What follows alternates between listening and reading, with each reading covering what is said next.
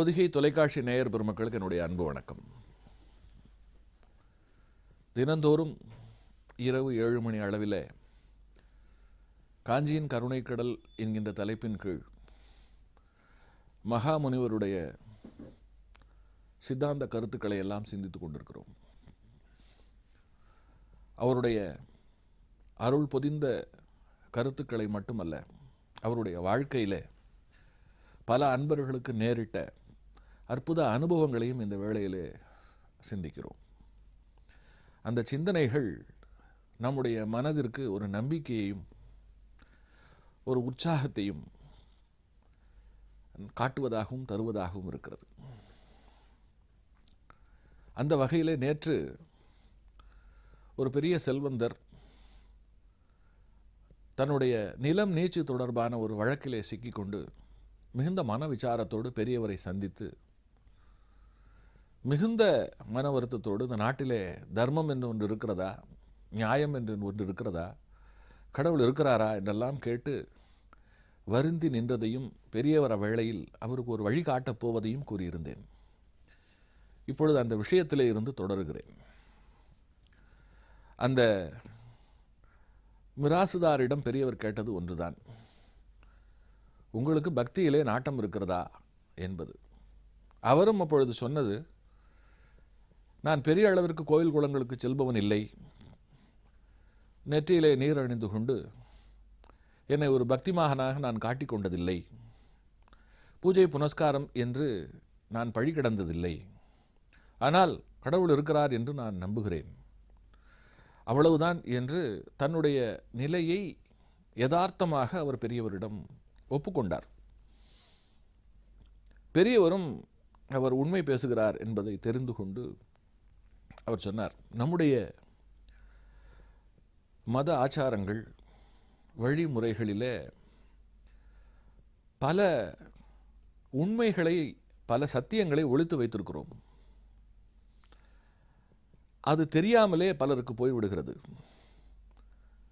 நம் மதம், நம் சான்றோர்கள் நம்முடைய ஆன்மீகத்தின் பேராலே எப்படியெல்லாம் நடந்து கொள்ள வேண்டும் என்று சொல்லியிருக்கின்றார்கள்.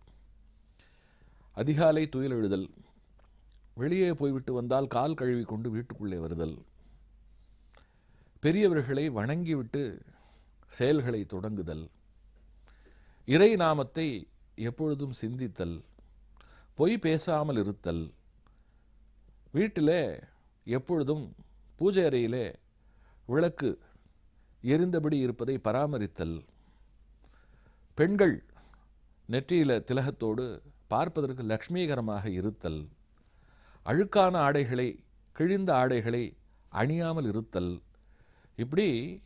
இப்படித்தான் வாழ வேண்டும் என்பதற்கு நம்முடைய சான்றோர்கள் நமக்கு நிறைய நல்ல வழிகளை காட்டிவிட்டு போயிருக்கிறார்கள்.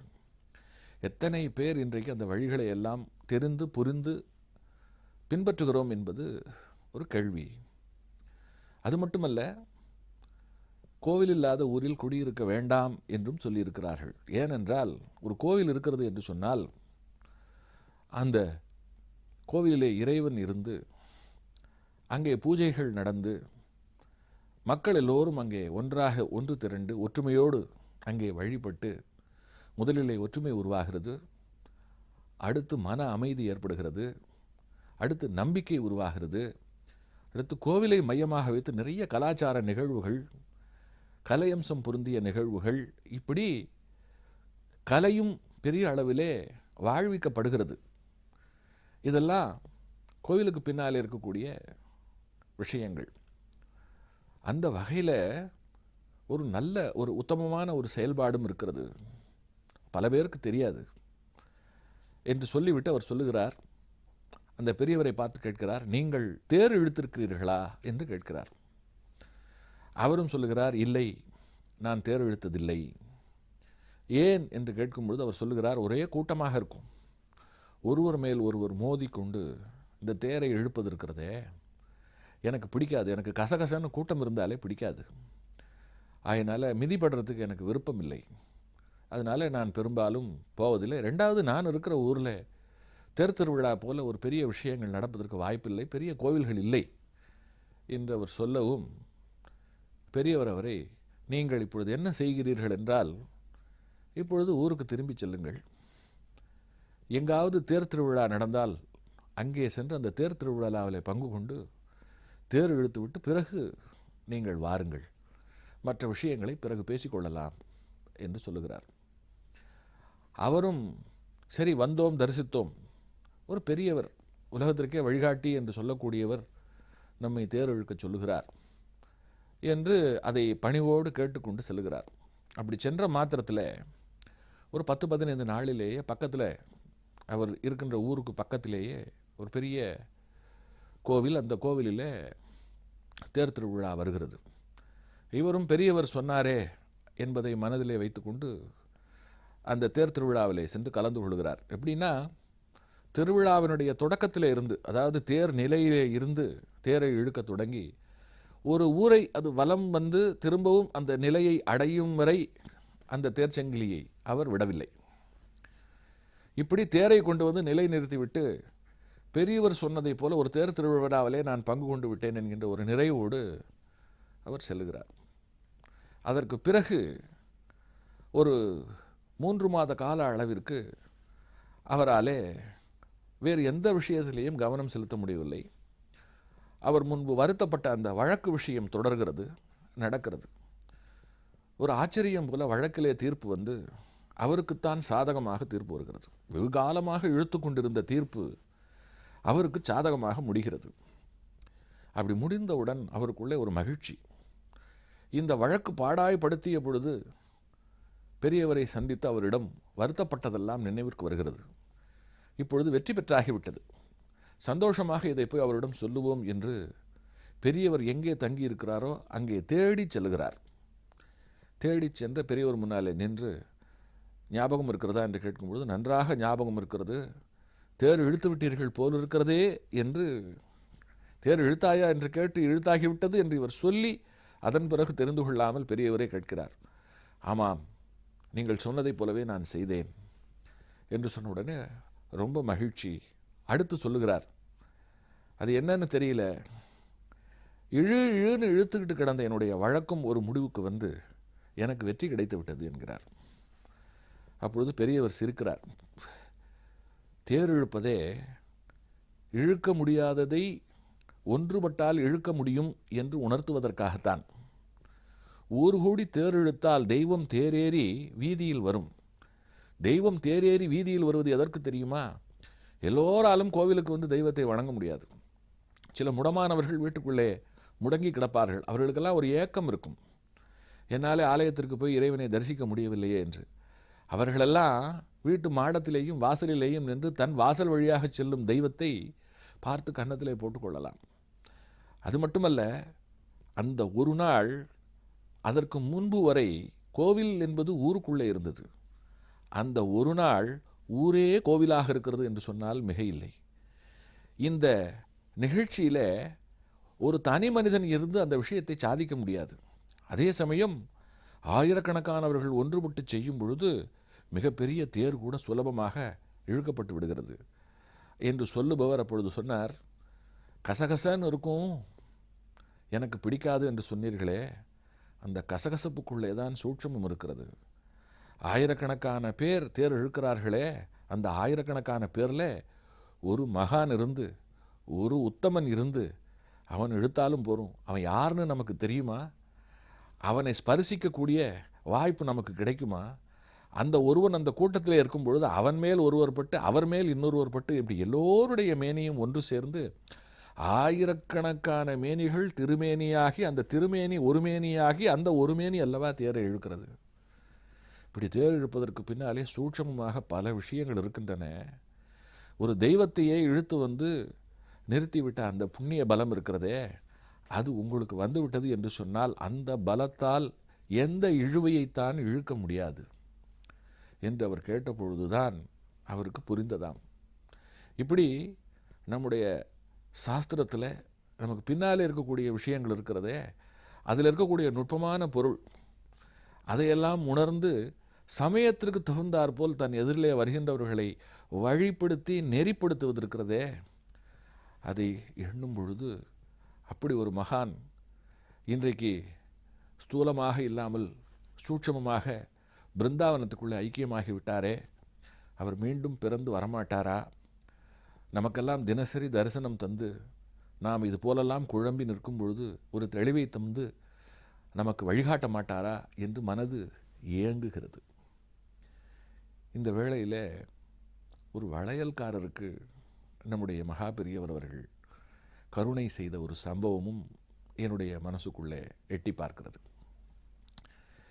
அந்த நாளில் காஞ்சிபுரத்து வீதியில் வளையல் மூட்டைகளை தலையிலே சுமந்து கொண்டு வெயிலிலே, வேகாத வெயிலிலே அலைந்து விட்டு கொஞ்சம் நிழலுக்கு ஒதுங்குவோம் என்று காஞ்சி மடத்துக்குள்ளே வந்து ஒரு வளையல்காரர் அமர்கிறார்.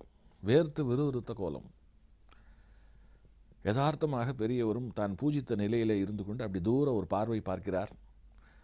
அவர் அப்படியே வந்து உட்கார்ந்து கொண்ட நிலையில் துணியை எடுத்து கன்னம் காதையெல்லாம் ஒற்றி கொண்டு அவர் நிற்பது தெரிகிறது. உடனே மடத்தில் இருக்கக்கூடிய சிப்பந்திகளை அழைத்து அவரிடம் இருக்கக்கூடிய வளையல்களை எல்லாம் வாங்கி கொள்ள சொல்லுகிறார். அவருக்கு ஒரே ஆச்சரியம். நிழலுக்கு ஒதுங்க வந்தேன், விற்கணுங்கிற எண்ணத்தோடு வரல. ஆனால் பெரியவர் வந்து அவ்வளவு வளையல்களையும் வாங்கி கொள்கிறாரே, ஒரு துறவி மடத்திற்கு எதற்கு வளையல் என்று அவருக்குள்ளே கேள்வி இருந்தாலும் அவர் வந்து அத்தனை வளையல்களையும் சிப்பந்திகள் பெரியவர் சொன்னதற்காக வாங்கி கொள்கிறார்கள். அப்புறம் இந்த வளையல்களை என்ன செய்வது என்று கேட்கும்பொழுது பெரியவர் சொல்லுகிறார், இன்றைக்கு வெள்ளிக்கிழமை, அம்பாளுக்கு உகந்த தினம். இன்றைக்கு மடத்துக்கு வருகின்ற அத்தனை பெண்களுக்கும் நம்முடைய சார்பாக வளையல்களை கொடுத்து அம்பாளின் அருளோடு அவர்களை அனுப்பி வையுங்கள் என்று சொல்லி பெட்டி காலியாகிவிட்டது அந்த வளையல் வியாபாரிக்கு. அவர் என்ன செய்கிறார், வெறும் பெட்டியோடு போகக்கூடாது என்று சொல்லி அவருக்கும் ஒரு 10 வளையல்களை அந்த பெட்டிக்குள்ளே வைத்து அவர் கொடுத்த வளையல்களுக்கெல்லாமும் பணத்தை கொடுத்து அதற்கு மேலே அவருக்கு வந்து அந்த மடத்து மரியாதை என்று சொல்லி துணிமணிகளையும் கொடுத்து, அதாவது அவருடைய தலைச்சுமை மனச்சுமை இரண்டையும் இறக்கி அவரை அனுப்பி வைக்கிறார். அவர் அந்த பக்கம் போன மாத்திரத்தில் இங்கே வருகின்ற அத்தனை பெண்களுக்கும் அன்றைக்கு மடத்தில் வந்து வளையல் விநியோகம். எல்லோரும் கேட்கிறார்கள், நாங்கள் அடிக்கடி வருவோம், வெள்ளிக்கிழமையெல்லாம் வருவோம், ஆனால் இப்படி வளையல் தந்ததில்லை, இன்றைக்கு வளையல் தருவதற்கு என்ன காரணம் என்று கேட்கும் பொழுது அவர்கள் என்ன சொல்லுவார்கள், இது வந்து ஒரு வளையல் வியாபாரிக்கு செய்த கருணை என்று சொல்லுவதா, அல்லது இன்று வெள்ளிக்கிழமை பெரியவருடைய திருவுள்ளத்திலே எல்லோருக்கும் வளையல் தர வேண்டும் என்கின்ற ஒரு விருப்பம் எழுந்தது என்று சொல்லுவதா, இதை எப்படி வேண்டுமானாலும் எடுத்துக்கொள்ளலாம்.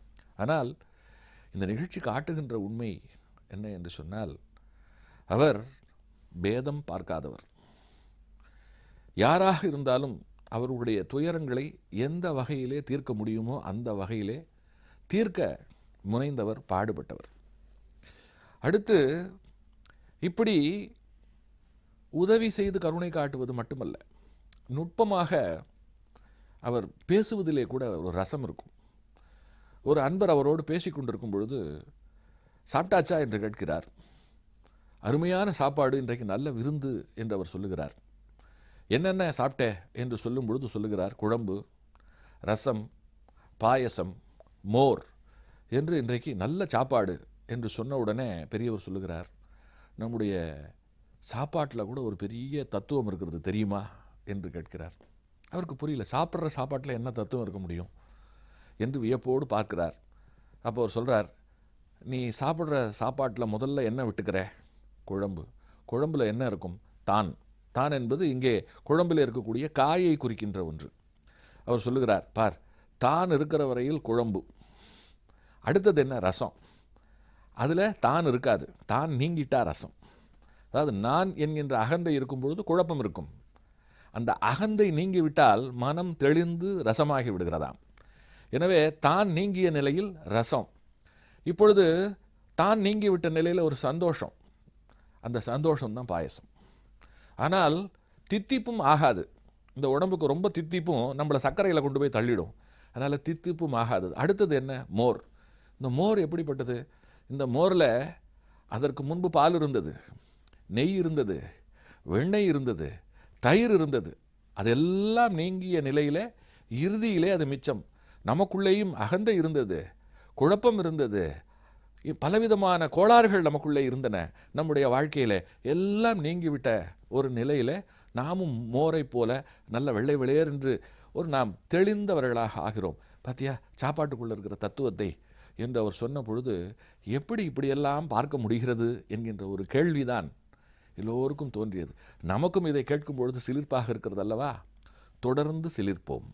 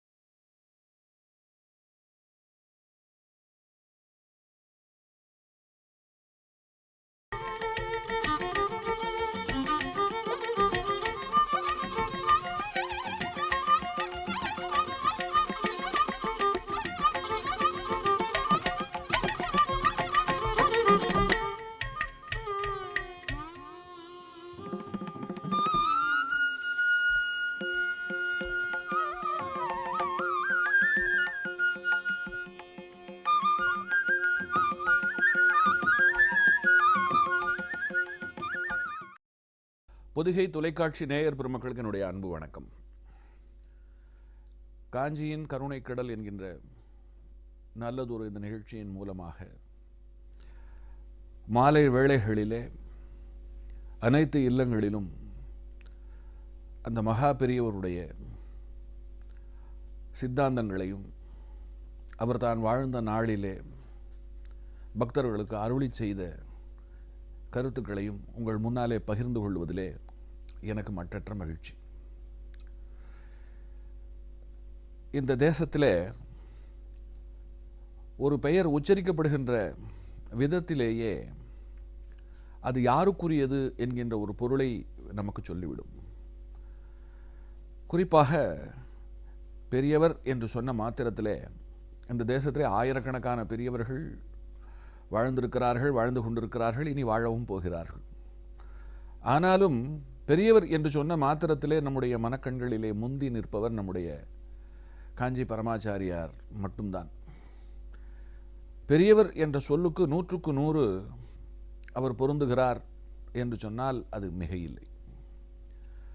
அவர் இந்த சமூகத்தில் பிறந்து ஒரு மடாதிபதியாக பொறுப்பேற்று ஒரு 100 ஆண்டு காலம் இந்த மண்ணிலே ஒரு நல்ல துறவியாக அவர் வாழ்ந்ததற்கு காரணமே இந்த சமுதாயம் பக்தி உணர்வோடு, ஒழுக்க உணர்வோடு மற்றும் நிறைந்த நல்ல குணங்களோடு பேரமைதி கொண்டு வாழ வேண்டும் என்பதற்காகத்தான்.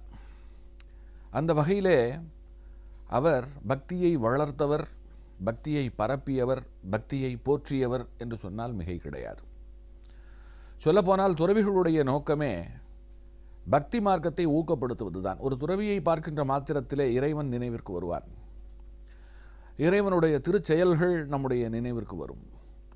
இவைகளோடு கூடி அந்த இறைவான் பாலான பக்தியும் நமக்குள்ளே முகிழ்ந்து எழும். இவ்வேளையிலே எது பக்தி என்பதற்கு நம்முடைய பெரியவர் அவர்கள் தன்னுடைய வாழ்நாளிலே பல இடங்களிலே விளக்கம் அளித்திருக்கிறார். எது உண்மையான பக்தி? பக்தியிலே கூட உண்மையான பக்தி, போலியான பக்தி இருக்கிறதா என்று இவ்வேளையிலே கேட்க தோன்றலாம். பக்தியிலே போலியான பக்தி என்று ஒன்று கிடையாது. ஒருவேளை கடவுளே இல்லை என்று கருதுகின்ற ஒரு நாத்திகன் பக்தி வேடம் போட்டால் கூட அந்த வேடம் கூட பக்திக்குரிய ஒரு சிறந்த தன்மையோடு தான் பார்க்கப்படுகிறது. இந்த விஷயத்தில் நல்ல விஷயங்களுக்கு உண்டான ஒரு சக்தியை சொல்லுவார்கள். ராமாயணத்தில் ராவணன் சீதையை அடைவதற்காக எத்தனையோ வழிமுறைகளை கையாண்டு பார்க்கிறான். அசோகவனத்திலே சீதை ராமபிரானியை எண்ணி உருகி கொண்டிருக்கிறாள். அவளிடம் சென்று, இனி ராமன் வரப்போவதில்லை, அவனால் உனக்கு ஆகப்போவதும் ஒன்றுமில்லை, உன்னை பொறுத்தமட்டிலே இனி நான் தான் அரசன், நான் இந்த இலங்காதிபதி மட்டுமல்ல, நான் நினைத்தால் இந்த பூவுலகம் அவ்வளவுமே எனக்கு அடிமை, இதை என்னால் ஆட்சி செய்ய இயலும், என்னுடைய வல்லமையை நீ உணர மாட்டாய், நீ உணர்ந்து விட்டால் நீதான் இந்த உலகுக்கே அரசி என்று என்னவெல்லாமோ பேசி பார்க்கிறான். ஆனால் எதற்குமே சீதை மயங்கவில்லை. அவள் ராமனையே சதா சர்வ காலமும் எண்ணிக்கொண்டிருக்கிறாள். இந்த சந்தர்ப்பத்திலே ராவணனுக்கு ஒரு யுக்தி தோன்றுகிறது. அவன் சீதையை மனம் மாற்றுவதற்காக எப்படியோ பேசி பார்க்கிறான், கெஞ்சி பார்க்கிறான், மிஞ்சி பார்க்கிறான், மிரட்டி பார்க்கிறான், பின்பு வேறு விதத்திலே பலர் மூலமாக முயன்று பார்க்கிறான், தன்னுடைய பிரதாபங்களை எல்லாம் சொல்லி பார்க்கிறான். எதற்கும் அசராத சீதையை ஏதாவது ஒரு வகையிலே தீண்டிவிட வேண்டும் என்கின்ற நோக்கத்திலே இருக்கும் பொழுது அவனுக்கு ஒரு யுக்தி புலப்படுகிறது. ராவணனுக்கு மாயா சித்தி உண்டு. அதனாலே அவன் விரும்பிய வடிவங்களை எடுக்கக்கூடிய ஆற்றல் பெற்றிருந்தான். அந்த வகையிலே அவன் சீதையை நெருங்கி அவளோடு மனம் விட்டு பேசுவதற்கு ஒரே வழிதான் இருக்கிறது. அது தன்னை ராமனை போல் மாற்றிக்கொண்டு, அதாவது ராமன் வேடம் போட்டுக்கொண்டு அவளிடம் செல்வது என்பதுதான் ஒரே வழி என்று அவனுக்கு தோன்ற அவன் உடனே தன்னை ராமனுடைய வடிவிற்கு மாற்றிக்கொண்டானாம்.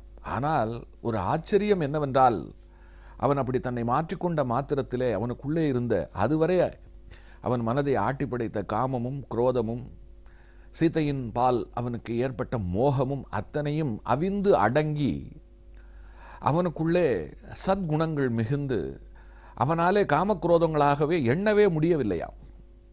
அவன் மனது அதற்கு முன்பு வரை அலைபாயும் மனமாக இருந்தது. அந்த மனம் அப்படியே அவிந்து அடங்கி ஒரு ஓடைத்தென்றலை போல் மாறிவிட்டதாம். அப்பொழுதுதான் தெரிந்ததாம், ராமன் என்கின்ற பெயருக்கு மட்டுமல்ல, ராமன் வேடம் போட்டால் அந்த வேடத்திற்கே இத்தனை சிறப்பு என்று சொன்னால், ராமனாகவே ஒருவன் மாறினால் அவன் எத்தனை தூரத்திற்கு மாற வேண்டியிருக்கும் என்று அந்த வேளையிலே எண்ணி பார்த்தானாம்.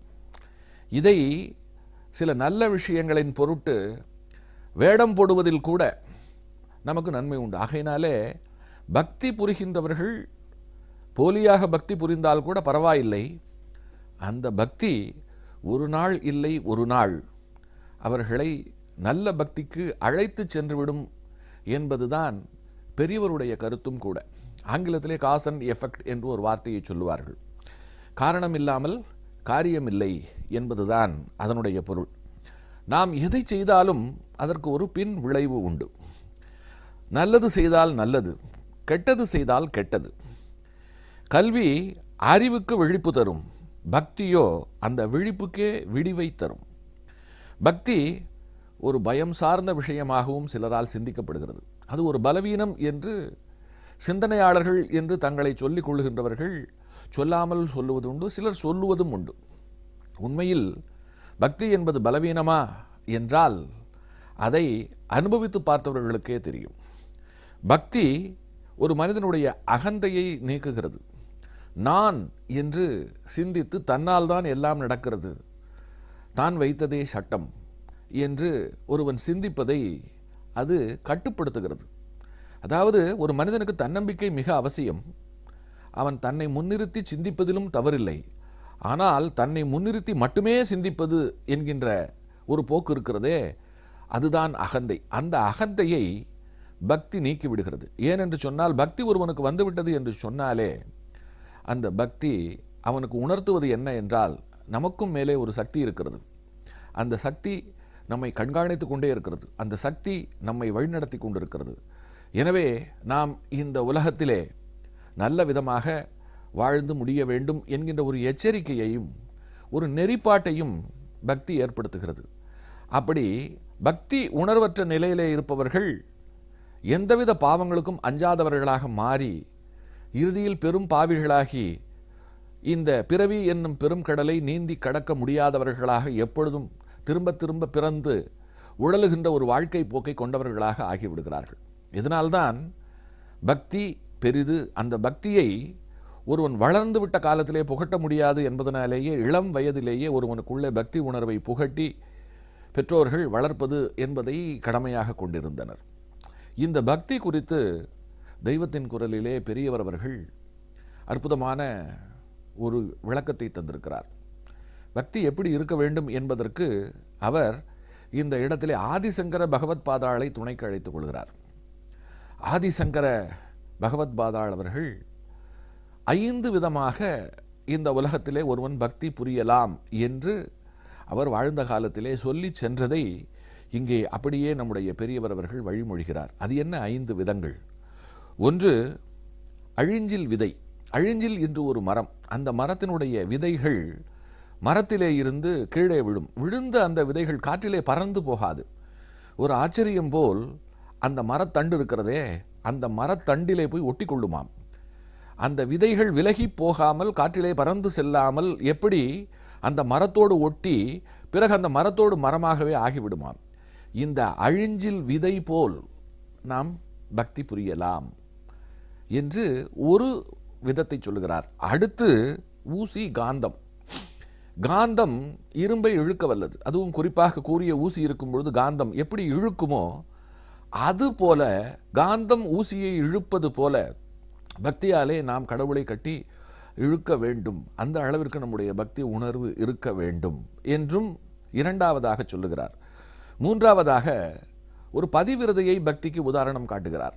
ஒரு பதிவிரதை என்பவள் சதா சர்வ காலமும் தன்னுடைய கணவனை தவிர கடவுளை கூட நினைக்க மாட்டாள். எப்பொழுது பார் கணவனுடைய நினைவாகவே இருப்பாள். எப்படி கணவனுடைய நினைவாகவே ஒரு பதிவிரதை இருக்கிறாளோ அதே போல பக்தி செலுத்துகின்ற ஒருவன் அவனுடைய தெய்வத்தினுடைய நினைவாகவே இருக்க வேண்டும். அதை போன்ற ஒரு உருக்கம் அவன் மனதிற்குள்ளே இருக்க வேண்டும் என்று மூன்றாவது உதாரணத்தை சொல்லுகிறார் ஆதிசங்கரர். நான்காவதாக கொடி மரம். ஒரு கொடி இருக்கிறது. இந்த கொடிக்கு எங்கே மரம் இருக்கிறது என்று தெரிந்து அதை அணுகி அந்த மரத்தை சுற்றி அது படர்ந்து எழுந்து நின்றுவிடும். இதற்கு யாரும் கல்வி போதிக்க தேவையே இல்லை. அக்னினை உயிரான ஒரு கொடிக்கே மரத்தை பற்றி கொண்டு படர தெரிந்திருக்கிறது. எப்படி இந்த கொடி மரத்தை பற்றி கொண்டு படர்கிறதோ அதே போல மனமும் பக்தியை பற்றி கொண்டு படர வேண்டும் என்று கொடியையும் மரத்தையும் நான்காவது உதாரணமாக ஆக்குகிறார். அடுத்து ஐந்தாவது நதியையும் கடலையும் உதாரணத்திற்கு அழைக்கிறார். மலையிலே பிறக்கின்ற ஒரு நதி நிலங்களின் வழியாக ஓடி எப்படி இறுதியில் கடலை அடைகிறதோ அதே போல நம்முடைய மனத்திற்குள்ளே உருவான பக்தியினாலே நம்முடைய வழிபாடுகளும் பூஜைகளும் அந்த கடலாகிய இறைவனை சென்று சேர வேண்டும் என்று 5 விதமாக ஆதிசங்கர பகவத் பாதாள் அவர்கள் பக்திக்கு உதாரணங்களை சொல்லியதை அப்படியே நம்முடைய பெரியவர்கள் தன்னுடைய வாழ்க்கையிலே வழிமொழிகிறார். எதற்கு பக்திக்கு இத்தனை விளக்கம்? வாழ்நாளிலே பக்தி செலுத்துவது என்பது அவ்வளவு கடினமா என்கின்ற கேள்வியெல்லாம் இந்த வேளையிலே எழலாம். உண்மையில் இந்த உலகத்திலே இதுவரையில் கடவுளை எத்தனை பேர் பார்த்திருப்பார்கள் என்று கேட்டால் ஒருவர் கூட நான் இதுவரை கடவுளை கண்ணாலே பார்த்ததே இல்லை என்று சொல்லுவார். பார்த்தே இராத ஒன்றை நம்பி ஏற்பது என்பதற்குத்தான் தினவு வேண்டும். பார்த்தே இராத ஒன்றை நான் பார்க்கவில்லை, ஆகையால் அதை நான் நம்புவதற்கு தயாரில்லை என்று சொல்லி நாத்திகம் பேசுவது என்பது இந்த உலகத்திலே மிகவும் சுலபம். ஆனால் பக்தி செலுத்துவதற்குத்தான் நம்பிக்கை வேண்டும், நல்ல எண்ணங்கள் வேண்டும், நல்ல விதி வேண்டும், நல்ல தெளிவு வேண்டும். இப்படி நிறைய விஷயங்களை இந்த இடத்திலே நாம் அடுக்கிக் கொண்டே போகலாம். கலியுகத்திலே பக்தி புரிவது என்பது மிகவும் விசேஷமாக சொல்லப்பட்டிருக்கிறது. கலியுகத்திலே பக்தி புரிவதிலே சில சிரமங்களும் இருக்கிறது. அந்த சிரமங்களை எல்லாம் சொன்னால் நமக்கு மிக ஆச்சரியமாக இருக்கும். இங்கே ஆதிசங்கரனுடைய கருத்தை சொல்லும் பெரியவர் அவர்கள் கலியுகத்திலே ஒருவன் மிகப்பெரிய அளவிலே ஆலயத்திற்கு சென்று ஆராதனைகளும் அபிஷேகங்களும் செய்துதான் இறைவனை வழிபட வேண்டும் என்று இல்லை. இருந்த இடத்திலே இருந்து கொண்டு வாயார மனமாற கிருஷ்ணா என்றோ ராமா என்றோ சொன்னாலே போதும், அதுவே அது மிகப்பெரிய பூஜனைகளுக்கு இணையானது என்கிறார். அதற்கு வேடிக்கையாக ஒரு கதையையும் பெரியவர் சொல்லுகிறார். என்ன என்றால், ஒரு முறை சர்வலோகங்களுக்கும் சென்று வரக்கூடிய ஒரு தன்மை படைத்த நாரத முனிவர் ஒரு முறை வைகுண்டத்திற்கு வந்து திருமாலை தரிசனம் செய்கிறார். அப்படி தரிசனம் செய்யும் பொழுது அங்கே பெருமாட்டியாக லக்ஷ்மி தேவியும் இருக்கிறாள். அவளும் நாரதனை நலன் விசாரிக்கிறாள். அப்பொழுது நாரதர், எங்கே சென்றாலும் நாராயண நாமத்தோடு நான் இறைவன் பால் மிகுந்த பக்தியோடு சுற்றி வந்து கொண்டிருக்கிறேன். என்னைப் போல இவர் மேல் பக்தி செலுத்த முடிந்தவர்கள் இந்த உலகத்திலேயே இருக்க வாய்ப்பில்லை என்பதைப் போல அங்கே பேசுகிறார். அப்பொழுது அவருடைய கர்வம் பெருமாளுக்கு புரிகிறது. அந்த வேளையிலே அவர் ஒரு யுக்தியை கையாளுகிறார். அவர் அங்கே அவருக்கு பாடம் புகட்டும் முகமாக ஒரு முடிவிற்கு வந்து நாரதருடைய கைகளிலே எண்ணெய் கிண்ணத்தை கொடுத்து, நாரதரே, இந்த எண்ணெய் கிண்ணத்தில் இருக்கக்கூடிய எண்ணெய் சிந்தி விடாதபடி இந்த உலகத்தை நீங்கள் ஒரு சுற்று சுற்றிவிட்டு வாருங்கள் என்று சொல்லுகிறார். இது என்ன பெரிய விஷயம் என்று நாரதரும் அந்த சவாலை ஏற்றுக்கொண்டு உள்ளங்கையிலே எண்ணெய் கிண்ணியோடு, அதே சமயம் சர்வ ஜாக்கிரதையாக அந்த கிண்ணத்திலே இருக்கக்கூடிய எண்ணெய் சிந்தி விடாதபடி அவர் அதன் மேலேயே கவனமாக ஒரு வழியாக அவர் உலகத்தை சுற்றி வந்து திரும்பவும் வைகுண்டம் வந்து சேர்கிறார். வைகுண்டம் வந்து சேர்ந்த மாத்திரத்திலே வெற்றிகரமாக வந்து சேர்ந்து விட்ட ஒரு உணர்வு அவருக்குள்ளே. அப்பொழுது எம்பெருமாட்டி கேட்கிறாள், நாரதா, இந்த உலகத்தை இப்பொழுது எண்ணெய் கிண்ணத்தையோடு நீ சுற்றி வந்தாயே, அப்பொழுது எத்தனை முறை நாராயண நாமத்தை நீ சொன்னாய் என்று கேட்கவும் தான் நாரதருக்கு புரிகிறது எதற்காக பெருமாட்டி இப்படி எண்ணெய் கிண்ணையோடு சுற்றி வர சொன்னாள் என்பது. அப்பொழுது நாரதர் சொல்லுகிறார், தாயே, கையிலே எண்ணெய் கிண்ணம் இருக்கும் பொழுது நான் சிந்தாமல் இருக்க அதன் மேல் கவனத்தோடு இருப்பேனா, இல்லை நான் நாராயண நாமத்தின் மேல் கவனத்திருப்பேனா, உங்களுக்கே இது அழகா என்று கேட்கும் பொழுது பெருமாட்டி சொன்னாளாம், நாரதா, என்னை விட அதிகம் நாராயண நாமத்தை சொன்னவன் இல்லை, நாராயண பக்தி கொண்டவன் இல்லை என்பது போல் நீ பேசினாய். உண்மை அதுவல்ல. இந்த பாழும் உலகிலே காமியார்த்த வாழ்க்கை வாழுகின்ற மனிதர்கள் இருக்கின்றார்களே, அவர்களும் நீ எப்படி எண்ணெய் கிண்ணத்தின் மேல் கவனமாக இருந்தாயோ அதே போல வயறு என்கின்ற ஒன்றினிடம் அகப்பட்டு கொண்டு அதன் போக்கிலே அதன் பிடியிலே வாழுகின்றவர்கள். அப்படிப்பட்டவர்கள் அவைகளுக்கு நடுவிலே ஒரே ஒரு முறை நாராயணா என்று சொன்னாலும் அந்த பக்தியும் மிகவும் மேலானதுதான். ஆகையினாலே பக்தியிலே நான் தான் பெரியவன் சிறியவன் என்கின்ற பேதங்களெல்லாம் இல்லை என்று சொன்னதாக வேடிக்கையாக ஒரு கதையை சொல்லுவார்கள். இந்த கதையை சொல்லும் பெரியவர் நாரதருக்கு ஏற்பட்ட அனுபவம் போல் ஒவ்வொருவருக்கும் ஏற்படும் பொழுது மட்டுமே பக்தி என்பது, பக்தி புரிவதற்கு எத்தனை திண்மை வேண்டும் என்பது புரியும். அதே சமயம் பக்தி புரிவதற்கு எளிமை போதுமானது, ஒரு நாமம் போதுமானது. எனவே ஒரு போதுமான நாமத்தோடு இருக்கக்கூடிய சூழலிலே நாம் பக்தி புரியாவிட்டால் எப்படி என்று கேட்கிறார்.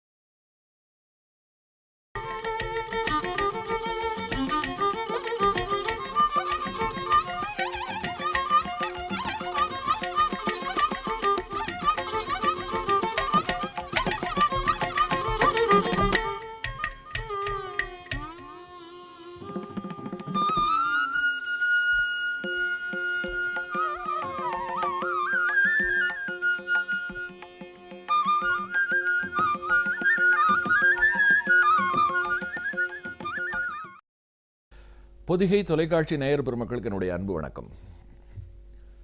காஞ்சியின் கருணை கடலாக விளங்கிய பரமாச்சாரியாருடைய கருத்துக்களை எல்லாம் சிந்தித்துக் கொண்டிருக்கிறோம்.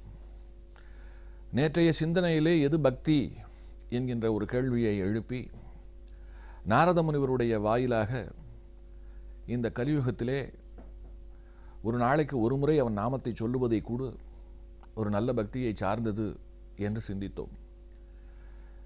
எது பக்தி என்பதற்கு சான்றாக ஆதிசங்கர பகவத்பாதாள் வழியிலே அவர் சொன்னதாக 5 உதாரணங்களை மகாபெரியவர் அவர்கள் நமக்கெல்லாம் சுட்டி காட்டியிருந்தார். ஒன்று அழிஞ்சில் விதை, இன்னொன்று ஊசி காந்தம், மூன்றாவது பதிவிரதை அவளுடைய கணவன் நினைவுடன் இருப்பது, நான்காவது கொடியானது மரத்தை பற்றி கொள்ளுவது, ஐந்தாவது நதியானது கடலை சென்று சேருவது என்று 5 அரிய உதாரணங்களை சொல்லி இவைகளைப் போல் பக்தி புரிய வேண்டும் என்று சொன்னார். ஒருவேளை இப்படி பக்தி புரிய இயலாத சூழல் அல்லது பக்தி பற்றி தெரிந்து கொள்ள இயலாத ஒரு சுற்றுச்சூழலிலே ஒருவன் இருக்க நேருகிறது என்று சொன்னால் அது அவனுடைய வினை பயன் என்று தான் சொல்ல வேண்டும். அந்த சூழலிலே பக்தி புரியாத நாள் இருக்கிறதே, அந்த நாளெல்லாம் வீணாக போகின்ற நாட்கள், பிறந்தும் இறந்து போன நாட்கள். இந்த நாட்களை உடையவர்கள், இந்த சூழலிலே இருக்கின்றவர்கள் கடை தேர முடியாதா? அவர்கள் கடை தேறுவதற்கு வழி கிடையாதா என்கின்ற ஒரு கேள்வி எழும்புகிறது. அதற்கும் அவர் தன்னுடைய வாழ்நாளிலே பல இடங்களிலே நமக்கு நல்லதொரு விடையை சொல்லி சென்றிருக்கிறார். நீ பக்தி உடையவனாக இருப்பதை விட சித்த சுத்தி உடையவனாக இருப்பது என்பது மிக முக்கியம் என்று அவர் அழுத்தம் திருத்தமாக கூறுகிறார். சித்த சுத்தி, சித்த சுத்தி என்று சொன்னால் மனம் அழுக்கில்லாமல் தூய்மையோடு இருப்பது. மன தூய்மை, புறந்தூய்மை நீரால் அமையும், மன தூய்மை வாய்மையால் என்று வள்ளுவம் சொல்லுகிறது. அதாவது ஒருவன் எந்த நிலையிலும் பொய் பேசாமல் சத்தியம் பேசி நடந்து கொண்டாலே கூட அவன் மன தூய்மை உள்ளவன். ஆனால் இன்றைய வாழ்விலே எத்தனை பேரால் பொய் பேசாமல் மனதை தூய்மையாக வைத்துக்கொள்ள முடிகிறது என்று ஒரு கேள்வி எழும்புகிறது. நாம் வைத்துக்கொள்வது ஒரு விதம், நம்மை வைத்துக்கொள்ள விடாதபடி ஒரு சுற்றுச்சூழலிலே நம்முடைய வாழ்க்கை முறை இருப்பதை நம்மாலே மறுக்க முடியாது. இன்றைக்கு வெளியிலே காலார சற்று நடந்துவிட்டு வரலாம் அல்லது ஒரு கடைக்கு போய்விட்டு வரலாம் என்று புறப்படுகிறோம். புறப்படும் பொழுது நம்முடைய மனம் நிர்மலமாக எந்த விதமான தீய எண்ணங்களும் இல்லாததாகத்தான் இருக்கிறது. ஆனால் தெருவிலே செல்லுகின்ற வழியிலே சுவர்களிலே ஒட்டப்பட்டிருக்கும் சில கீழ்த்தரமான சுவரொட்டிகளை பார்க்கும் பொழுது, அதில் ஆபாசமான படங்களை பார்க்கும் பொழுது மனதிலே ஒரு சலனம் தோன்றுகிறது. இந்த சலனத்திற்கு நாம் காரணம் அல்ல, சுற்றுச்சூழல் தான் காரணம். அது மட்டுமல்ல, பாதையிலே போகின்ற வழியிலே பல கடைகளிலே இன்றைக்கு பாடல்களை ஒலிபரப்புவது என்று ஒரு வழக்கத்தை வைத்து கொண்டிருக்கிறார்கள். அதே போல திருவிழா அல்லது ஏதாவது ஒரு விசேஷம் என்று சொன்னால் பெரிய அளவிலே குழாய் கட்டி அதிலே மிகுந்த சத்தத்தோடு பாடல்களை ஒலிபரப்புவது என்பதெல்லாம் இன்றைய சமூகத்தினுடைய ஒரு நடைமுறை. அப்படி ஒலிபரப்பப்படுகின்ற பாடல்கள் இருக்கிறதே, அவைகள் காதுக்கு இனியதாக கருத்துக்கு இனியதாக இருக்கிறதா என்று சொன்னால் அதுவும் இல்லை. அந்த பாடல்களுடைய வரிகள் நம்முடைய மனதிற்குள்ளே சலனத்தை மூட்டுகின்றன, மனதிற்குள்ளே நிறைய குப்பைகளை போடுவதாக இருக்கிறது. அதாவது நாம் சரியாக இருக்க நினைத்தாலும் நம்மை சரியாக இருக்க விடாதபடி ஒரு சூழல் இருக்கும் பொழுது அந்த சூழலிலே மனதை தூய்மையாக வைத்துக் கொள்வது என்பது ஒரு பெரும் பாடாக இருக்கிறது. இதை இப்படியும் சொல்லலாம். ஒரு அகல் விளக்கு எரிந்து கொண்டிருக்கிறது, அப்பொழுது பலமான காற்று வீசுகிறது. அந்த காற்றிலே அந்த விளக்கு நிச்சயமாக அணைந்துவிடும். அணைந்து விடக்கூடாது என்று சொன்னால் அந்த விளக்கை சுற்றி ஒரு தடுப்பு இருந்து அது காப்பாற்றப்பட வேண்டும். அந்த தடுப்பு, இங்கே தடுப்பு, மனதிற்கு தடுப்பு என்பது மனதை வலிமையோடு சுத்தமாக வைத்துக் கொள்வது தான். ஆனால் அதுதான் பெரிய சவாலாக இருக்கிறது. மனதை சுத்தமாக வைத்துக் கொள்வதற்கு என்ன வழி? இதற்கு பெரியவர் ரொம்ப எளிய வழிகளை காட்டுகிறார். சித்த சுத்திக்கு ஒருவர் காட்டிற்கு போய் உட்கார்ந்து ராமா ராமா என்று கோடி முறை சொல்ல தேவையில்லை. அது ஒரு புறம், அது மிகுந்த உச்சபட்சமான ஒரு செயல்பாடு.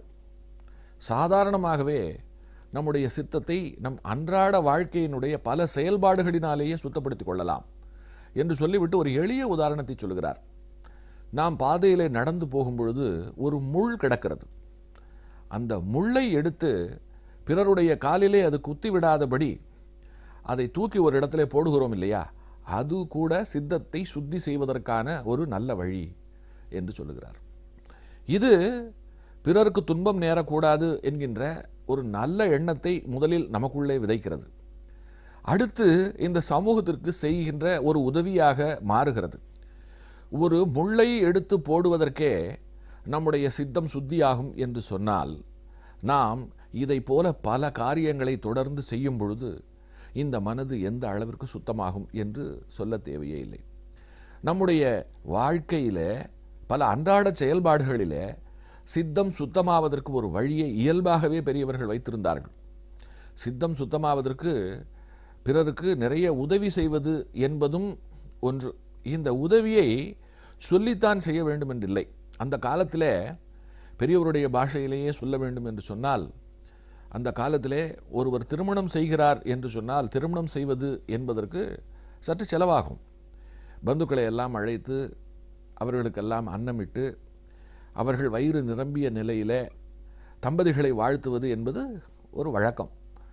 அடுத்தது சம்பந்தப்பட்டவர்களுக்கு புத்தாடை துணிமணி எடுத்து, ஆக கல்யாணம் என்பது ஒரு அற்புதமான நிகழ்ச்சி, வாழ்க்கையில் ஒரு முறை வந்து போகின்ற ஒரு மங்களமான மிக சந்தோஷமான ஒரு வைபவம். இந்த சந்தோஷ வைபவத்திற்கு நிறைய செலவாகும். அந்த திருமணத்தை நடத்துகின்ற பெற்றோர்கள் இருக்கின்றார்களே, அவர்களுக்கு உதவி செய்கின்ற விதமாகத்தான், அவர்களுடைய சிரமத்தை குறைக்கின்ற விதமாகத்தான் மொய் எழுதுவது என்கின்ற ஒரு வழக்கத்தை நம்முடைய சான்றோர்கள் கொண்டு வந்தார்களாம். அதை சாக்கிட்டு உன்னுடைய திருமணத்திற்கு வந்திருக்கிறேன், இந்த திருமணத்திலே தம்பதிகளை வாழ்த்துவது என்பது என்னுடைய கடமை, வாழ்த்துகின்றவர்களே வாழ்த்தப்படுகின்றார்கள் என்பது போல இங்கே இன்றைக்கு நான் வாழ்த்துகின்ற வாழ்த்து தான் நாளைக்கு எனக்கான வாழ்த்தாக திரும்பி வரப்போகிறது. இதெல்லாம் பண்பாடு சார்ந்த மரபு சார்ந்த மிகச்சிறந்த விஷயங்கள். எனவே இங்கே நான் வாழ்த்த வந்திருக்கிறேன். ஆனால் வாழ்த்துவதோடு சேர்ந்து இந்த திருமணத்திலே நீ பட்டிருக்கக்கூடிய கஷ்டங்களுக்கு அந்த சிரமங்களை சற்று குறைக்கின்ற விதமாக உனக்கு நான் ஏதாவது ஒரு உதவி கூடுதலாக செய்ய ஆசைப்படுகிறேன். அதன் பொருட்டு என்னுடைய பரிசாக நீ இந்த சிறு தொகையை ஏற்றுக்கொள்ள வேண்டும் என்று சொல்லி தருவதுதான் மொய். அதாவது மெய் என்று சொன்னால் உண்மை. இங்கே மொய் என்பது மறைமுகமான ஒரு உண்மையை குறிக்கிறது. மறைமுகமான உண்மை என்பது திருமணத்தில் இருக்கக்கூடிய ஒரு சிரமம். அந்த சிரமத்தை வருகின்றவர்கள் குறைக்கின்றார்கள். இது பண்பாடு சார்ந்த ஒரு விஷயம். அது மட்டுமல்ல, எல்லோருடைய வீட்டுக்கு வெளியிலேயும் அந்த காலத்தில் ஒரு பானையிலே தண்ணீர் வைத்திருப்பார்கள். யாரும் தாகம் என்று தன் வீட்டு வாசலிலே தவித்து விடக்கூடாது. கூப்பிட்டு கேட்டால்தான் தண்ணீர் கிடைக்கும் என்கின்ற ஒரு நிலையும் வரக்கூடாது என்பதற்காக பானையிலே தண்ணீரை நிரப்பி வைத்திருப்பார்கள். வருகின்றவர்கள் அந்த தண்ணீரை குடித்து தாகம் தணிந்த நிலையிலே சற்று அமர்ந்து விட்டு செல்வார்கள். அப்படி அவர்கள் அமர்ந்து செல்ல வேண்டும் என்பதற்காகவே அந்த நாளிலே எல்லா வீடுகளிலும் திண்ணை கட்டப்பட்டிருந்தது. இப்படி அந்த நாளிலே மனிதனுடைய வாழ்க்கை போக்கிலேயே நிறைய தர்ம செயல்பாடுகள்.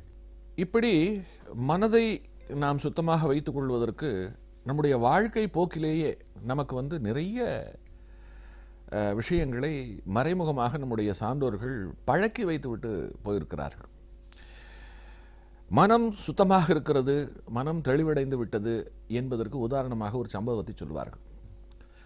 சதாசிவ பிரம்மேந்திரர் என்று ஒரு ஞானி, இவர் ஒரு அவதூதர். அவதூதர்கள் இந்த உலகத்தினுடைய லௌகீக காமியார்த்த விஷயங்கள் எதை பற்றியும் கவலைப்பட மாட்டார்கள். குறிப்பாக அவர்கள் பற்றற்றவர்கள் என்று சொன்னால் துறவி கூட பற்றற்றவன் தான். ஆனால் அவனுடைய உடம்பிலே ஒரு கோவண துணியாவது இருக்கும். ஆனால் அவதூதர்கள் அந்த துணியை கூட தேவையற்றவர்கள்.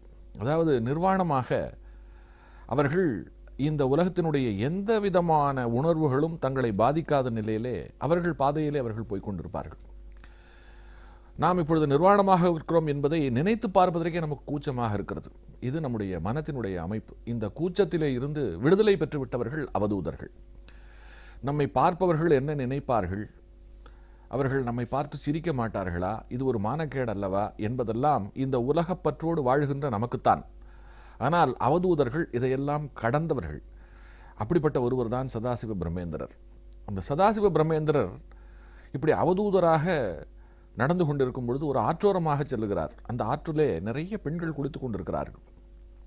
அவர்கள் ஒரு மனிதன் இப்படி நிர்வாணமாக நடந்து வருவதை பார்த்து வெட்கப்பட்டு அவர்கள் எழுந்து ஓடுகிறார்கள். அதை பார்த்துவிட்டு சில ஆண் மக்கள் என்ன செய்கிறார்கள் என்று சொன்னால், அவர் ஒரு அவதூதர், அவர் தன்னை மறந்த நிலையிலே, உலகை மறந்த நிலையிலே அவர் ஒரு பிரம்ம கேந்திரமாக அங்கே நடந்து கொண்டிருக்கிறார் என்பதை எல்லாம் தெரிந்து கொள்ளாமல் அவரை தொடர்ந்து சென்று அதில் ஒருவன் என்ன செய்கிறான் என்று சொன்னால், ஒரு அறிவாளால் உனக்கு அறிவில்லையா என்று சொல்லி சதாசிவ பிரம்மேந்திரருடைய ஒரு கையையே துண்டாக வெட்டி விடுகிறான்.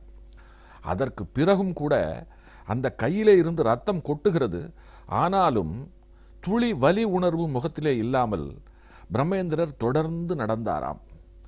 இதை கேட்கும் பொழுதே நமக்கெல்லாம் சிலிர்ப்பாக இருக்கும். இது எப்படி சாத்தியம் என்று கேட்க தோன்றும். உண்மையான ஒரு அவதூதன், உண்மையான பற்றற்றவன், உண்மையாக எல்லா விதத்திலுமே இருக்கக்கூடிய ஒருவர்களுக்குத்தான் இது சாத்தியம். ஒரு துளி பற்று இருந்தாலும் கூட இந்த இடத்துல ஒரு சலனம் ஏற்பட்டு நாம் கலைந்து போயிருப்போம். அப்படிப்பட்ட சதாசிவ பிரம்மேந்திரரை ஒரு பெண் பார்க்கிறாள். அந்த முகத்தை பார்த்த மாத்திரத்திலே அதனுடைய பொலிவு, அதனுடைய காந்தி, அதனுடைய தூய்மையை கண்டு வியந்து அவள் கைகூப்பி அப்படியே நமஸ்காரம் செய்கிறாள். அவரும் அந்த பெண்ணை பார்த்து சிரித்தபடியே கடந்து போகிறார். அதற்கு பிறகு அந்த பெண்ணை பார்த்தவர்கள் அவளிடம் கேட்டார்களாம், நீ எப்படி அவரை பார்த்து வணங்கினாய்? உனக்கு வெட்கமாக இல்லையா? உனக்கு கூச்சமாக இல்லையா என்று கேட்டபொழுது அவள் சொன்னாலாம், இப்பொழுது நீங்கள் சொன்ன பிறகுதான் எனக்கு அந்த உணர்வுகள் நினைவிற்கு வருகின்றன. நான் அவருடைய திருமுகத்தை மட்டும்தான் பார்த்தேன். அந்த முகத்திலே தெரிந்த கருணை, அதுவும் குறிப்பாக அவருடைய கண்களிலே தெரிந்த ஒளி, அந்த கருணை இருக்கிறதே, அது என்னை வேறு எதையுமே பார்க்க விடவில்லை. அந்த ஒற்றை நொடியிலே, அந்த பார்த்த தருணத்திலே என் மனதிலே ஏற்பட்ட ஒரு நிச்சலனமற்ற ஒரு நிலையை இப்பொழுது நினைத்தாலும் திரும்ப எனக்கு அப்படி ஒரு நிலை கிடைக்காதா என்று எனக்கு இருக்கிறது என்று சொன்னாளாம்.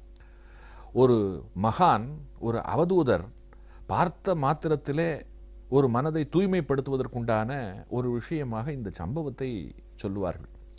சித்த சுத்திக்கு இப்படி நிறைய சொல்லலாம். ஆனாலும் பெரியவர் சொல்லுவது ஒன்றுதான். சித்த சுத்திக்கு மிகச்சிறந்த எளிய வழி, அன்றாட வாழ்க்கையிலே பிறருக்கு உபயோகமாக, பிறருடைய நலனை பேணி சுயநலம் இன்றி இருந்தாலே அதுவே நம்மை எல்லாம் மிகப்பெரிய அளவிலே நம்முடைய சித்த சுத்திக்கு காரணமாகிவிடும் என்று சொல்லுகிறார். அப்படி சித்த சுத்தியோடு இருப்பதற்கு ஒரு நாளைக்கு ஒரு நல்ல செயலை புரிவது கூடவா நமக்கு கடினம்? தாராளமாக செய்ய முடியும் தானே.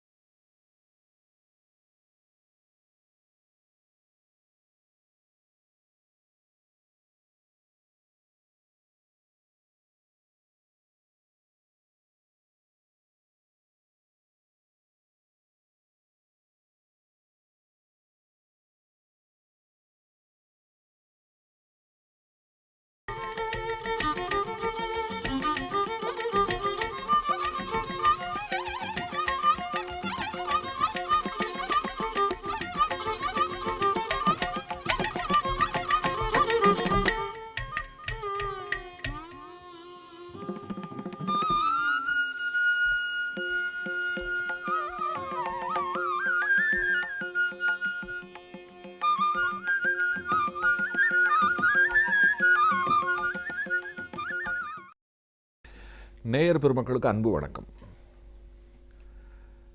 காஞ்சியின் கருணை கடலாகிய சந்திரசேகரேந்திர சங்கராச்சாரிய சுவாமிகளின் வாழ்க்கை குறித்தும் அவர் வாழ்ந்த காலத்து சிந்தனைகள் குறித்தும் சிந்திக்கும் முகமாக இந்த நிகழ்ச்சி தொடர்ந்து கொண்டிருக்கிறது. மகா பெரியவருடைய வாழ்க்கையிலே எத்தனையோ சம்பவங்கள். அவர் தான் வாழ்ந்த 100 ஆண்டு காலத்திலே, அதிலும் துறவியாக வாழ்ந்த 88 ஆண்டு காலத்திலே அவர் நமக்கு நெறிப்படுத்தி தந்துவிட்டு சென்றிருக்கின்ற விஷயங்களுக்கு ஒரு அளவில்லை என்று தான் சொல்ல வேண்டும். மனித வாழ்க்கையில் எத்தனையோ தேவைகள்.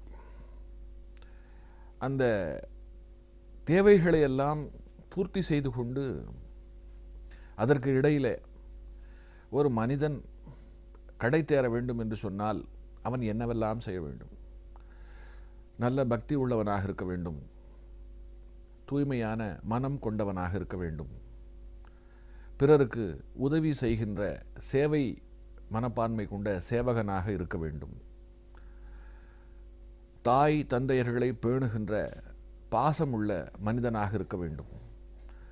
இந்த சமுதாயத்திற்கு பயன்படுகின்ற நல்ல கடமை உணர்வு கொண்டவனாக இருக்க வேண்டும். அத்தோடு அவன் நான் என்னும் அகந்தை அதக்கி இந்த பிறப்பு எதற்காக இந்த மானுட பிறப்பு என்று ஞானத்தோடு சிந்தித்து தன்னை அறிய முற்படுகின்றவனாகவும் இருக்க வேண்டும். இப்படி ஒரு மனிதன் எப்படி இருக்க வேண்டும் என்பதற்கு மகா பெரியவர் அவர்கள் மிகப்பெரிய உதாரணம். எப்படி இருக்க வேண்டும் என்பதை அவர் இதைப்போல் நிறைய கேள்விகளாக கேட்டு அந்த கேள்விகளுக்கு நிறைய விடையை தன் வாழ்நாளிலேயே நாம் அறியவதற்கு சாட்சியாக விட்டுவிட்டு சென்றிருக்கின்றார். அப்படி அவர் தான் வாழ்ந்த காலத்திலே சொல்லி சென்றதையெல்லாம் பல அன்பர்கள் கேள்விப்பட்டும் நேரிலே கேட்டும் அவைகளை குறிப்புகளாக எடுத்து வைத்துக்கொண்டு பின்பு அதை புத்தக வடிவத்திலே இந்த சமுதாயத்திற்கு தந்திருக்கின்றார்கள். அந்த வகையிலே மகாபெரியவர்களுடைய அரும் கருத்துக்களை பெரிய அளவிலே இந்த சமுதாயத்திற்கு தொகுத்து தந்தவர்களிலே ரா கணபதி என்கின்ற அன்பரை எவ்வளவு போற்றினாலும் தகும். இந்த அன்பரை மகாபெரியவர் அவர்களும் மிகவும் நேசித்து போற்றியதோடு அல்லாமல் தன்னுடைய அணுக்க தொண்டர்களிலே சீடர்களிலே ஒருவராகவே கருதி அவரோடு மனம் விட்டு அவர் பேசிய தருணங்கள் பல.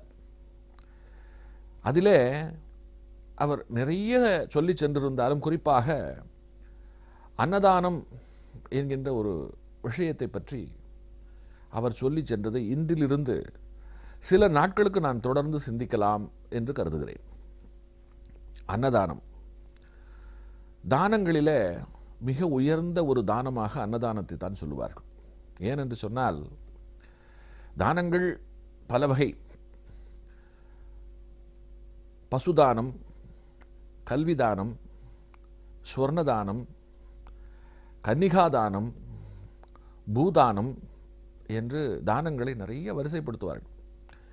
இதில் மற்ற தானங்கள் இருக்கிறதே, இந்த தானங்களை எல்லாம் நீங்கள் எவ்வளவு கொடுத்தாலும் பெற்றுக்கொள்ளுகின்றவர்களுக்கு எந்த அளவிற்கு மனம் நிறையும், அவர்கள் போதும் என்று எந்த அளவிற்கு சொல்லுவார்கள் என்று நம்மாலே சொல்ல முடியாது. எவ்வளவு கொடுத்தாலும் நிறைவடையாமல் இன்னும் என்று மற்ற தானங்களிலே எல்லாம் ஆசையை தூண்டுகின்ற ஒரு விஷயமும் நிறைவை தராத ஒரு விஷயமும் உண்டு. ஆனால் இந்த அன்னதானம் இருக்கிறதே, இந்த அன்னதானத்திலே மட்டும் எத்தனை பெரிய பேராசைக்காரன் கூட இந்த உலகத்தையே ஈடாக தந்தாலும் இந்த உலகத்தை இல்லை 7-14 புவனங்களையுமே நான் உனக்கு தருகிறேன் என்று சொன்னாலும் 15ஆவதாக ஒரு உலகம் கிடைக்குமா என்று கேட்கக்கூடிய அளவிற்கு பேராசை கொண்ட ஒருவன் கூட ஒரு அளவிற்கு மேல் சாப்பிட முடியாமல் அவன் வயிறு நிரம்பிவிட்டது என்று சொன்னால் தன்னுடைய கரத்தை இலைக்கு முன்னாலே கொண்டு வந்து போதும் சாப்பிட்டது போதும், தந்தது போதும், எனக்கு வயிறு நிரம்பிவிட்டது, இதற்கு மேல் சாப்பிட்டால் வயிறு வெடித்துவிடும் என்று சொல்லி தடுப்பதை நாம் பார்த்திருக்கிறோம்.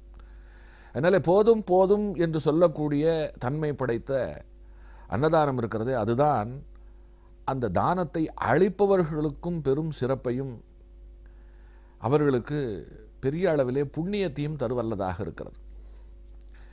இந்த தானம் குறித்து வேடிக்கையாக ஒரு கதை உண்டு. தானம் என்று சொன்னவுடன் நமக்கு வள்ளல்கள் பலர் நினைவிற்கு வருவார்கள். கடையேழு வள்ளல்கள் புராணத்தில் உடனே கர்ணன் தான் நினைவிற்கு வருவான். கர்ணனை போல கேட்டதை தந்தவர்களை இந்த உலகம் பார்த்ததே இல்லை. கர்ணனிடம் சென்று அவன் எதை கேட்டாலும் இல்லை என்று சொல்ல மாட்டானாம். அப்படிப்பட்ட கர்ணனிடம் அவன் தர்மம் செய்து புண்ணியமாக பெற்ற பலன்களையே கூட அவன் தானம் செய்ததை நாம் மகாபாரதத்தின் வாயிலாக அறிவோம். இந்த கர்ணன் இறந்து சொர்க்கம் புகுகிறான். சொர்க்கத்தில் இவனுக்கு பசிக்கிறது. பசிக்கு அவன் உணவு கேட்க அங்கே இருக்கக்கூடிய சொர்க்கத்தில் இருக்கக்கூடிய தேவதை பெண்கள் ஒரு தட்டிலே பட்டு துணியால் மூடி எடுத்துக்கொண்டு வந்து கர்ணன் முன்னாலே நிற்கின்றார்கள். கர்ணன் அந்த பட்டு துணியை விலக்கி பார்த்தால் அந்த தட்டிலே நவரத்தினங்களும் தங்கமும் கிடந்ததாம். கர்ணன் கேட்டானாம், நான் ருசிப்பதற்கு உணவு கேட்டால் நீங்கள் இப்படி நவரத்தினங்களை கொண்டு வந்து தருகிறீர்களே என்று கேட்டபொழுது அந்த தேவதை பெண் சொன்னாளாம், நீ தானமாக இதைத்தானே தந்தாய், அதனாலே இதுதான் இங்கே உனக்கு திரும்ப கிடைக்கிறது என்று சொன்னாளாம். சொர்க்கத்திலே கூட தானம் செய்ததிலே அன்னதானம் செய்தவனுக்குத்தான் ஒரு மிகச்சிறந்த சிறப்பு இருக்கிறது என்பதை இந்த சின்ன கதையின் வாயிலாக சொல்லுவார்கள். இது ஒரு புனை கதை. இந்த கதை எந்த அளவிற்கு உண்மை என்று கேட்டு இந்த கதைக்குள்ளே நாம் ஒரு லாஜிக்கலாக நாம் விஞ்ஞான பார்வை பார்ப்பதை விட அது சொல்ல வருகின்ற கருத்து என்ன என்று பார்ப்பது தான் நமக்கு நல்லது. அந்த வகையில் அன்னதானத்தினுடைய சிறப்பை சொல்லுவதற்கு இந்த கதையை சொல்லுவார்கள். அப்படிப்பட்ட ஒரு சிறப்புக்குரிய அன்னதானத்தை பெரியவரும் தன் வாழ்நாளிலே தான் செல்லுகின்ற இடங்களிலே எல்லாம் அவர் ஒரு பெரிய அளவிலே ஊக்கப்படுத்தி தொடர்ந்து கொண்டே இருந்தார். அவர் சார்ந்த காஞ்சி காமகோடி மடம் அன்றாடம் இன்றைக்கும் அந்த மடத்திற்கு வருகின்ற பக்தர்களுக்கும் அங்கே வேத முழக்கம் செய்கின்ற வேதியர்களுக்கும் மற்றும் மடத்தை சார்ந்தவர்களுக்கும் இன்றைக்கும் பசியார அன்னமிடுவதை ஒரு பெரிய கடமையாக கொண்டு செயல்பட்டு வருகிறது.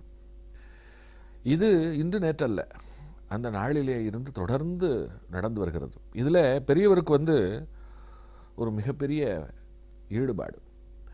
அதற்கு அவர் நிறைய சாட்சியாக நிறைய விஷயங்களை அவர் சொல்லுகிறார்.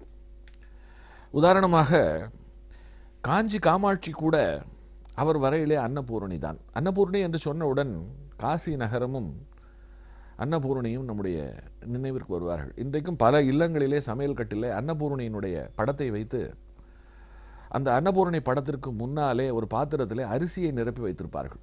எந்த ஒரு வீட்டில் அக்னி மூலையிலே இருக்கக்கூடிய அடுப்படியில் அன்னபூரணிக்கு முன்னாலே எப்போ ஒரு அரிசி பாத்திரம் இருக்கிறதோ அந்த வீட்டிலே எந்த காலத்திலும் அன்னமற்று போகாது, அந்த வீட்டிற்கு வருகின்றவர்களுக்கும் இல்லை என்று சொன்னாமல் உணவளிக்க முடியும் என்பதுதான், அது ஒரு பசி இல்லாத வீடு என்பதுதான் உண்மை. இப்படி அன்னத்திற்கு பூரணியாக பசி தீர்க்கின்ற தெய்வமாக விளங்குகின்ற அன்னபூரணியை பற்றி பெரியவர் ஒரு சொற்பொழிவில் ரொம்ப அழகாக சொல்லுகிறார். காத்யாயனர் என்று ஒரு ரிஷி, அந்த ரிஷியினுடைய மகள் தான் காத்யாயினி. காசியிலே ஒரு முறை பெரிய அளவில் பஞ்சம் வருகிறது. காசி போன்ற புண்ணிய கஷேத்திரங்களிலெல்லாம் பஞ்சம் வரக்கூடாது. அப்படி பஞ்சம் வந்தால் அது பஞ்சு இருக்கிற இடத்துல தீப்பிடித்தால் எப்படி பற்றி கொண்டு எரியுமோ அதை போன்றது. ஏனென்றால் காசி பாவம் போக்கும் ஒரு நகரம். பாவம் போக்கும் ஒரு நகரத்தில் ஒருவன் பசியோடு இருக்கும் பொழுது பசி வந்துட 10 பறந்து போகும் என்று சொல்வார்கள். அப்பொழுது அங்கே பாவம் செய்கின்ற ஒரு தன்மை வந்துவிடும். பசிக்காக திருடச் சொல்லும், பொய் சொல்ல சொல்லும், இன்னும் கீழ்த்தரமான செயல்களை எல்லாம் செய்ய சொல்லும். பாவம் போக்குகின்ற ஒரு நகரமே பாவம் செய்வதற்கு காரணமானால் அப்புறம் காசிக்கு இன்னொரு காசி தேவை. காசியிலே புரிந்த பாவத்தை போக்குவதற்கு இன்னொரு காசி தேவைப்படும். இதை பெரியவர் ரொம்ப வேடிக்கையாக சொல்லுகிறார். காசிக்கே ஒரு காசி தேவைப்பட்டால் என்ன பண்ணுறது? ஆகையினாலே அந்த ஆபத்து நிகழ்ந்து விடக்கூடாது என்று காத்யாயினியே அன்னபூரணியாக அங்கே எல்லோருக்கும் அன்னத்தை தந்து அவள் அந்த ஊரில் இருக்கக்கூடியவர்களுடைய பசியை எல்லாம் போக்கினாளாம். காசியிலே காத்யாயினி, இங்கே காஞ்சியில் இருக்கக்கூடிய காமாட்சியும் அவளும் வேறல்ல. அங்கே இருக்கக்கூடிய அன்னபூரணி தான், அந்த காத்யாயினி தான் இங்கே காமாட்சியாக சேவை சாதிக்கிறாள். தான் அன்னபூரணி என்பதற்கு சாட்சியாக இன்றைக்கும் காமாட்சி அம்மனுடைய சன்னதிக்கு முன்னாலே அன்னபூரணிக்கு ஒரு சன்னதி உள்ளது. அதை நமக்கு ஞாபகப்படுத்துகிறார். இதே காஞ்சியிலே பெரியவருக்கு நிறைய சாஸ்திர ஞானம் மட்டுமல்ல, சரித்திர ஞானமும் கூட. அவர் சொல்லுகிறார், இந்த காத்யாயினி வேறு, சமண காப்பியங்கள் சொல்லுகின்ற மணிமேகலை வேறு அல்ல. மணிமேகலையும் அமுத சுரபியோடு காஞ்சியிலே இருந்து கொண்டு பசியை ஆற்றியவள். மணிமேகலை என்பது தமிழ் சொல். காஞ்சிக்கு மணி கட்டிய ஒட்டியானத்திற்கு காஞ்சி என்று பெயர்.